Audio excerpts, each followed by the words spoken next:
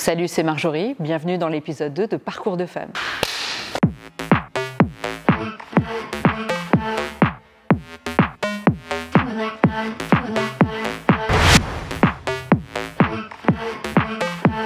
Je m'appelle Marjorie, je suis entrepreneur, je suis copropriétaire du MC Sport Truck, une salle de sport mobile. C'est une salle de sport qui se trouve dans un camion et on a 3 pôles d'activité, des cours collectifs dans des lieux qu'on loue à l'heure, du coaching à domicile et du bien-être et du sport en entreprise. J'étais assistante sociale, j'ai dû partir à l'étranger. Et du coup, je ne pouvais pas exercer mon activité comme je le voulais. Donc j'ai décidé de me reconvertir. Et c'est Cécile, mon associée, qui m'a dit pourquoi pas faire du sport. Parce que finalement, on s'est rencontrés dans une salle de sport. Elle était coach, moi j'étais cliente. Et on a tout de suite sympathisé. Elle m'a poussée à faire les formations, etc. pour devenir coach sportive. Et du coup, on a travaillé dans la même salle de sport où on était employés. Donc Cécile était le déclic. Voilà, Cécile, c'est complètement le déclic. Donc on s'est retrouvés en licenciement économique toutes les deux. Ça a été finalement le deuxième déclic, c'est de se dire là, il faut se lancer. En 2017, on a créé la salle de sport MC Fitness, qui est une salle de sport qu'on a montée de nos mains à partir de rien. Et puis après, il y a eu le Covid.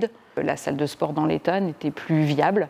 Donc c'est là qu'on s'est réinventé et qu'on a créé le concept du sport mobile. Et c'est depuis 2021 qu'on fait le MC Sport Truck.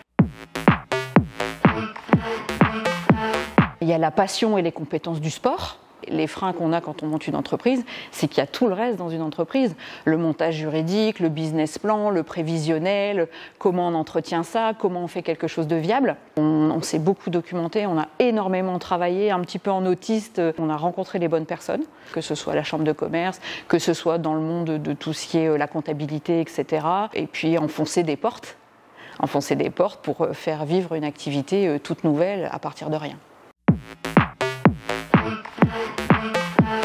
Quand les commerciaux arrivaient dans notre salle de sport, par exemple, les commerciaux arrivaient et ils nous voyaient, ils disaient « Salut les filles, on peut voir vos patrons ?» Jamais ils pouvaient imaginer que c'était nous les patronnes. Après, on s'est rendu compte que notre seul discours, quelquefois, ne comptait pas et qu'il fallait monter nos compétences et montrer qu'on avait des compétences pour faire valoir nos points de vue. Et quelquefois, il y avait aussi ce petit côté paternaliste en disant « On va vous aider, les filles ». Parce qu'il y a tous ces stéréotypes où on est prise dans une double contrainte.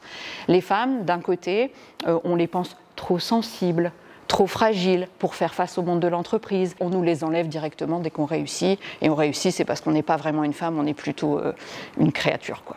En 2025, on se rend compte que jamais les inégalités salariales ont été aussi importantes, jamais les violences faites aux femmes ont été aussi importantes.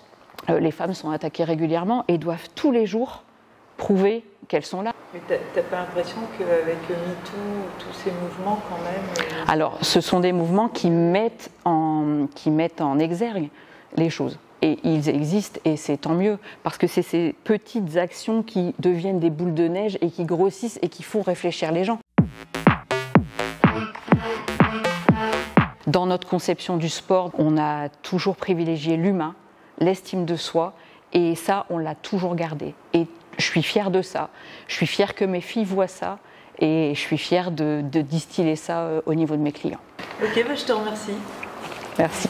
Do it like that, kiss it like that, making it fast, fast, bring it right back.